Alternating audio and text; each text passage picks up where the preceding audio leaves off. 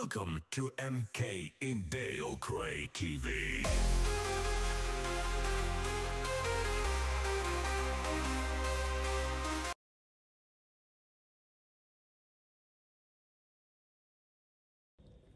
Hello! Magandang hapon sa lahat! Nagbabalik si Inday Okray Pak Ganern. Meron na naman tayong mga maiinit na re-reactionan today. Alam nyo na ba yon? Siguro yung mga ilan-ilan dyan guys, napanood na yon. Pero bago ang lahat, bago natin umpisahan, syempre, nagpapasalamat po ako sa mga subscriber, viewers, na patuloy na sumusuporta sa Ka-Business Official, Papa Dins TV at Ka-Business Family. Oh, hot na ba kayo? Gusto nyo na ba na naman tumalakitak si Inday? Ha? Taas ang mga paa naman gustong tumalakitak si Inday.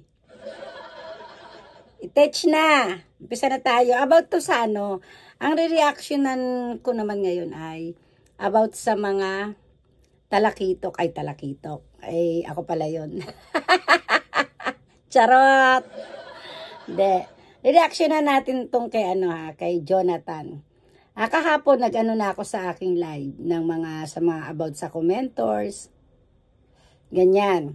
So, pabayaan nyo na yung aking tabako. Tabako to, pero hindi to nakakalason. Oh, ayun na nga. Ayun tungkol kay liwanagin natin sa mga nag-commentors dyan. Sa mga nagsasabing pinabayaan na ni Ka-Business si Jonathan. Alamin nyo muna kasi, manood kayo ng video, sinabi ko na nga sa inyo, kayong mga basher. Manood kayo ng video, tapusin nyo. Ganun lang yun, tapusin nyo. Tapusin nyo ang video para makuha nyo lahat at maintindihan nyo lahat. Ganyan. So, eto na. Syempre, di ba nagpunta yan kay napunta yan kay Buddy, kay Thinking Buddy. O, dumuntan tayo kay Thinking Buddy. Si Thinking Buddy, nakita nyo naman sa video na pinapunta yan ni Ka-Business dahil may ipinabigay ang sponsor sa kanya. So, syempre, nag-usap sila. O, bamalay ko kung anong mga pinag-usapan. Wala naman ako doon. Pero, yun yung dahilan. Diba? Pagkatapos, kinabukasan, syempre si Jonathan nagpunta muna yan kay Ka-Business. Diba siya, sa bibig niya mismo nagsabi na galing siya kay Ka-Business. So alam din natin lahat kung bakit nagkaganyan si Jonathan. O ikaw Jonathan, ulupong ka. Maya ka, tirahin kita. O, diba? So, yun nga, sa ating napanood, kumatok siya doon kay Thinking Buddy, so nagbigay-bigay ng ganyan, nagpaawa-paawa kuno, 'di ba? So alam naman nating lahat, buhat nung una, magpahanggang ngayon, na hindi naman inalis ni Ka-Business yung pagtulong kay Jonathan. Yung kayo, yung mga walang ambag sa sa buhay ni Jonathan, ha? Ayusin niyo yung pagko-comment niyo. Karapatan niyo yan mag-comment, pero tapos sasabihin nyo, kaming mga reactor tumigil. Bakit kami titigil? Kung kayo nga walang ambag kami, trabaho namin to. Ang manood, tignan, mag-reaction, yun yung trabaho namin. Diba? Tapos sasabihin nyo, si Ka-Business, kesyo ganito si Ka-Business, pinabayaan si Jonathan. Alam nyo naman, wala ba kayong mga mata, wala ba kayong mga tenga? Kung nanonood kayo, natural, naririnig nyo yan. Hindi naman pinaalis doon balik tayo sa una. Doon sa huling na nilipatan nila. Hindi naman sila pinaalis doon. Sino may gustong umalis? Di ba si Jonathan pa rin ang nag-decide? Ang totoo niyan, ayon sa nagpunta kay Buddy. Tapos itong si Buddy, kinontent na. Kinausap, pinangaralan. Andun na tayo, maganda naman yung mga pangaral niya. Hanggang sa naulit-ulit. Di ba? Inulit-ulit. Siya na ang pumunta kay Jonathan. Di ba? Alam mo, Buddy, na sinabi sa'yo ni Sir Ka-Business na meron siyang pakay or ano ba yan, meron siyang plano para kay Jonathan.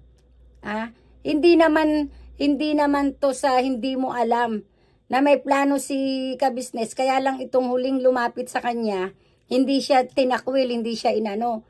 Ang plano nga ni kabisnes, di ba? Ang gusto niya, tulad ng mga pinangaral mo, na matuto sa sarili niya. Matuto kahit papano, kahit magbanat ng konti. Tapos eto na, nag-ilang content ka. Wala naman kaming pakialam dun, kahit i-content mo na i-content yan eh. Pero alam mo, sinasabi mo, nilapit mo sa barangay, ayun, natulungan na ni kabisnes, binabanggit mo yung pangalan ni kabisnes. Pero, bakit hindi mo rin sabihin na alam mo na may plano dyan si Sir Kabisnes? Para hindi nag-iisip yung na ibang tao. Di ba tama nga yung mga namin? Yung utak namin, yung umaandar yung utak namin, di ba? Ang utak namin, sabi nga namin sa susunod niya na kay kay Power Ranger na yan. Di ba? Nagkamali ba kami? So, yung alam yung may plano dahil nung nanood ako ng video nila. Di ba? Tumutulong ng kusang, sabi ni Manang LB. Ang tao, kasi hindi ko yan pinanood ng dun lang ako sa itatapik ko ngayon. Ang pagtulong, tumutulong ng kusa, tapos sabay bawi with drama. Kasi ako din gusto ko rin tumulong sa'yo, Jonathan. Pasensya na mga ka-okray, Kasi naiiba na yung tema ng ng puso ko. Diba? Tapos sasabihin niya pa kung may mga taong nakalimot sa'yo. Manang LB, alam mo po ba yung sinasabi mo? Na kung may mga taong nakalimot sa'yo, pasalamatan mo pa rin. For your information, FYI, hindi po yan kinalimutan. Hindi yan kinalimutan ni Sir Business. Gusto niya lang nabigyan ng ng konting para matuto din para sa sarili niya. Sasabihin nyo, na pag may mga taong nakalimot, ganyan-ganyan. Ang nyo naman, una-una, kayo din, saan ba kayo nakilala? Di ba? Noong una-una pa lang, di ba sa bibig nyo, sa video ni Kabisnes na panood ko, hindi kayo agad formal na pumunta, pero panay ang content nyo, panay ang gamit nyo sa Kabisnes. So, hindi kami nagkamali. Hindi ako nagkamali ng isip. Susunod yan, sa pangalawang magko-content na si Power Ranger. Di ba? Totoo nga. Sabihin nyo, nano sila sa inyo para kinatok sila, pati Diyos, dinadamay-damay nyo pa.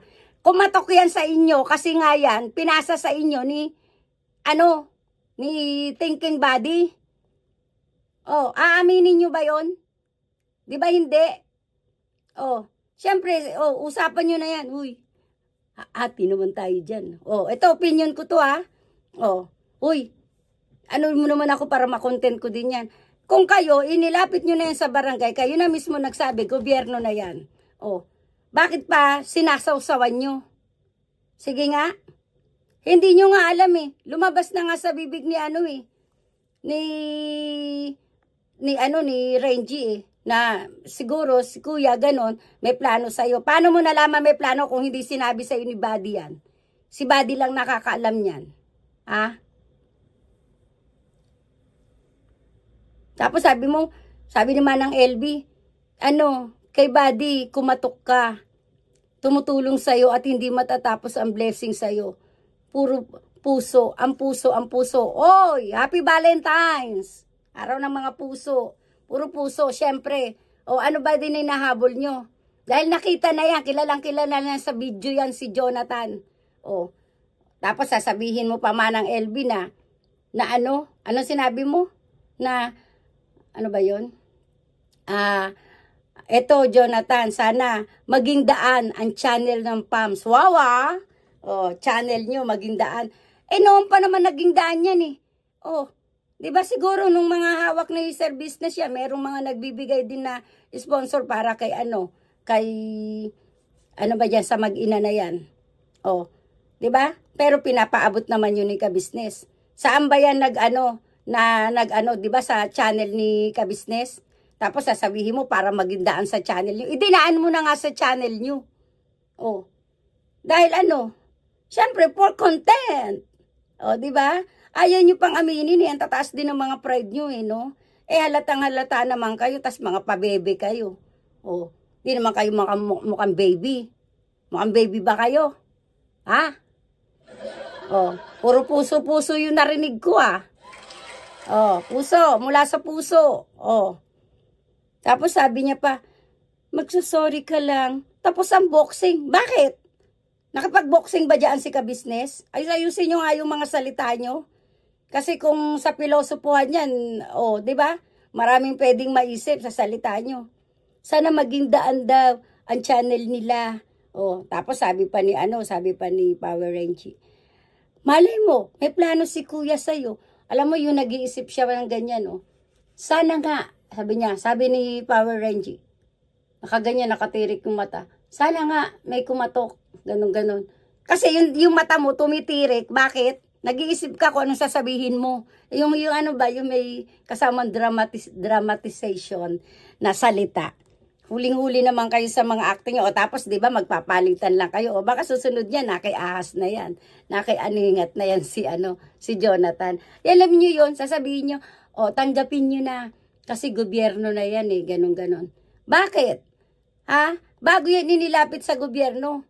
2 kamay na tinanggap yan ni ka-business, na tinulungan ni ka-business yan. Alam naman nating lahat na yan si Jonathan ay matigas ang ulo. Saan ka nakakita? Alam nyo yan, na tinutulungan siya, gusto niya lagi siyang masusunod. Di ba Jonathan? Alam mo sa sarili mo yan? Ngayon, sasabihin nyo sasabihin ni Renji, may plano sa iyo si tapos saan gusto lang niya, turuan ka. Halimbawa, imbes na bigyan ka ng isda, bigyan ka ng lambat. Ganon. Alam ko ibig sabihin nun, bigyan ka ng lambat, binigyan ka ng lambat, ikaw na yung mangisda para may makain ka. Alam ko ibig sabihin nun. Pero hindi yun Kayo naglambat. Sinilo nyo, dala nyo yung lambat, sinilo nyo si Jonathan. Yun. 'Di ba? Anong purpose? Anong purpose? Kasi kayo, mga viewers, pagdugtong-dugtongin nyo lang. Wala naman mali. Sasabihin nyo yung kaya lang namin, tapos kung tinutulungan nyo yan, 'di ba?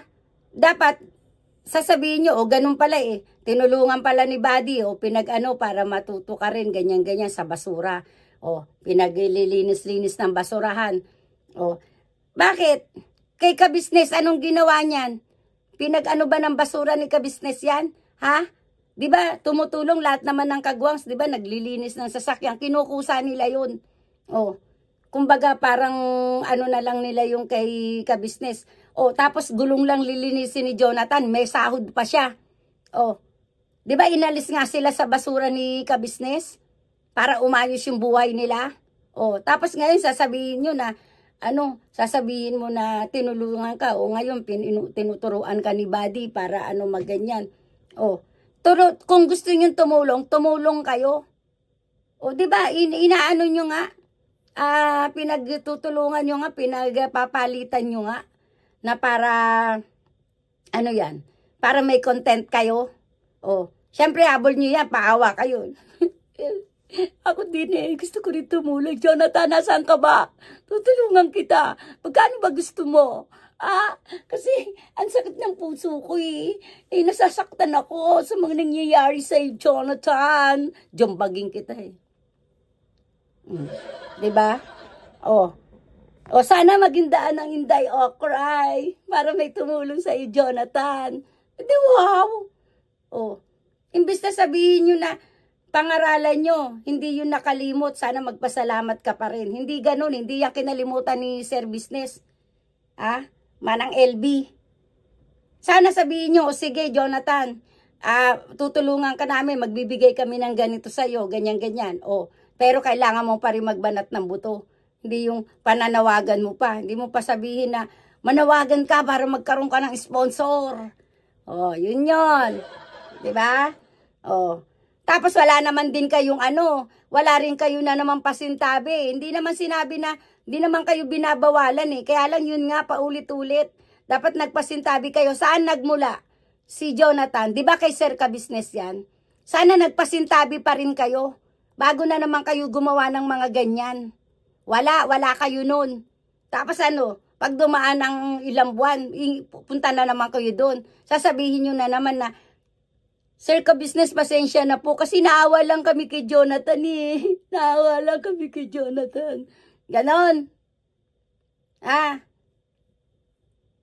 Sinilo nyo nga eh. Yan yung lambat eh. Ang galing mo. Tama yung sinabi mo. Shokoy, Renji. Tama yung sinabi mo. Hindi ka nga napapansin kita pag nag-iisip ka, nakatirik yung mata mo sa taas eh. Kulang na lang maglaglagan ng ipis para hindi mo na masabi yung sasabihin mo. Diba? Wala kayong pinagkaanuan nyo, hindi kayo nahiya. Hindi kayo nahiya na maggamitin nyo sa content. Di dapat nga, ang sinabi ko nga, di ba yung kay Burnok ganyan din? Ang sinabi ko nga sa inyo, hindi naman masama, pero lagi kayo dapat nagtanong kay Ka-Business o man lang, Ka-Business, pwede po ba namin ganito yung si Jonathan, ganito, gano, wala namang mawawala sa inyo. Paulit-ulit lang yung ginagawa nyo. Puro lang kayong mga pang sarili nyo lang. Tulungan nyo, wag nyo ampunin nyo, nakakaawa pala eh. Magindaan ng channel mo. Bakit kailangan pang sana magindaan channel nyo? Hindi. Kung ganyan yung yung mga drama nyo, kayo tumulong, ampunin mo.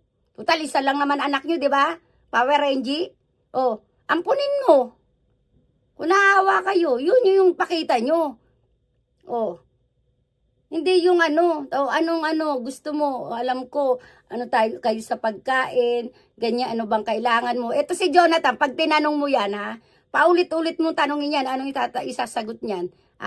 Sana po may tumulong sa amin. May konti naman pong sobra eh, kaya lang po, may konting sobra, yan, lumabas sa bibig niya. Bakit pang kailangan niya? Sobra-sobra. Puro pera lang yan. Pag pinanawagan mo yan, alam nyo naman ang style ni Jonathan. Puro panawagan yan, puro pera. Pero wala siyang sa sarili niya na bago siya magkapera, sana pinaghihirapan din niya. Yun lang yung pinupunto ni Ka-Business. Hindi nga siya pinagtatrabaho ni Ka-Business eh. Kayo, sige. Inaano si Jonathan. Dadalawa lang silang mag-ina. Imbis na yung iniikot-ikot niya na pinapupunta niyo sa bahay niyo, dapat pinaliliguan niya na lang yung nanay niya. Tapos gagawin niyang drama yung nanay niya, gagamitin niya.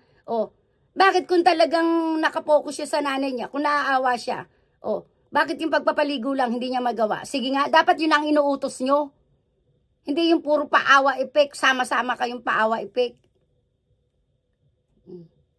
Ano matututunan niya sa inyo? Kung hindi, manghingi. Ganyan yung niya, focus niya sa kanya eh. Na puro manghingi. Tapos sabihin nyo pa, kami rin kasi ganun kasi kami ngayon eh. Yung nararamdaman ng puso. Eto, yung sinasabi ko, nararamdaman ng puso ko to. Kasi yun ang totoo. Alam lahat yan, hindi pwedeng ikaila yan. Dahil hindi lang isang video yan. Buhat nung tinulungan ni Ka-Business. Natural. Sariling pera ni Ka-Business. Tinutulong. Siguro, hindi ko alam. Siguro may mga nagbibigay din. Binibigay din ni ng grocery, ni Ka-Business. Hindi ko alam Dahil ako ayokong magsalita ng purong pambibintang. Pero, sa bandang sinunod ni Ka-Business lahat ng gusto niya mangyari. Hindi na nga si Ka-Business nagde-decide eh. Siya na nga eh.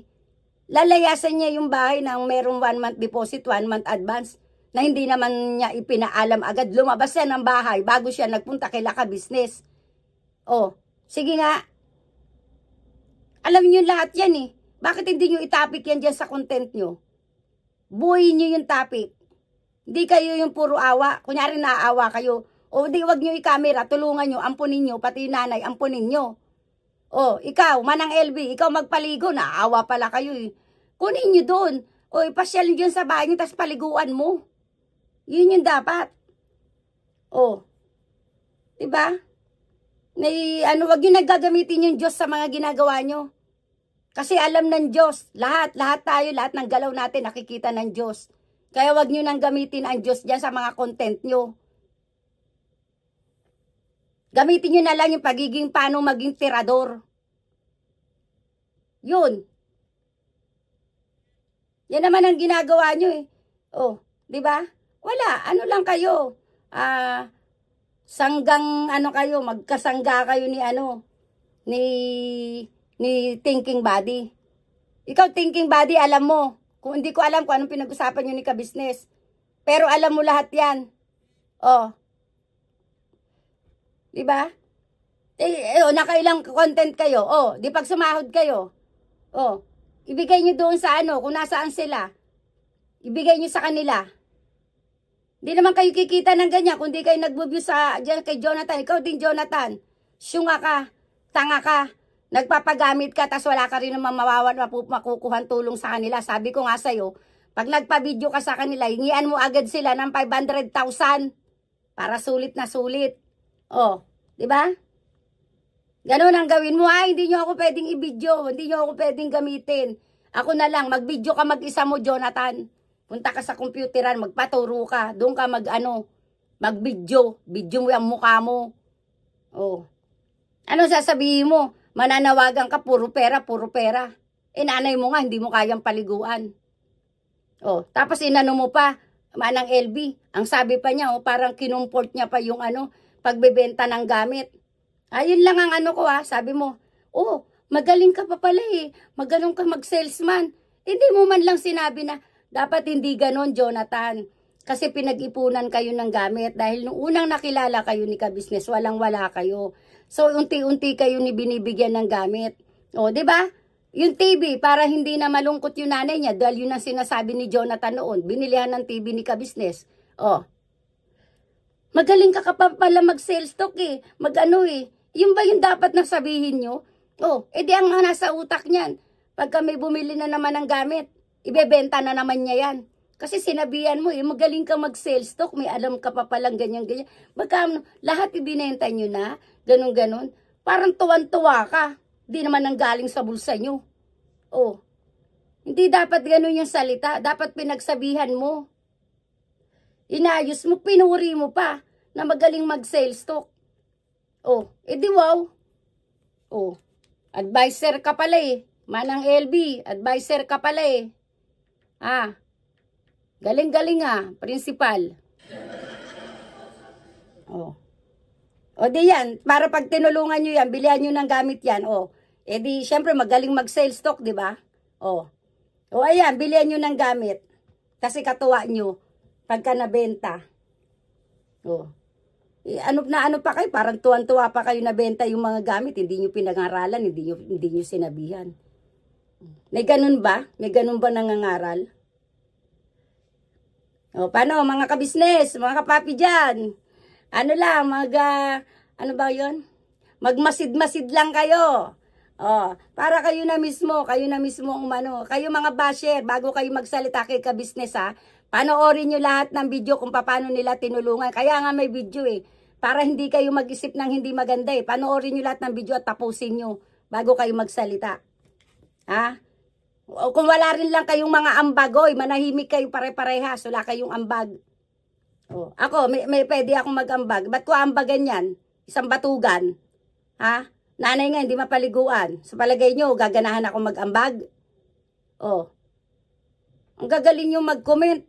Ano kayo Swak na swak kayo sa pagkukomment di kayo ang tumulong, kayo ang umampon.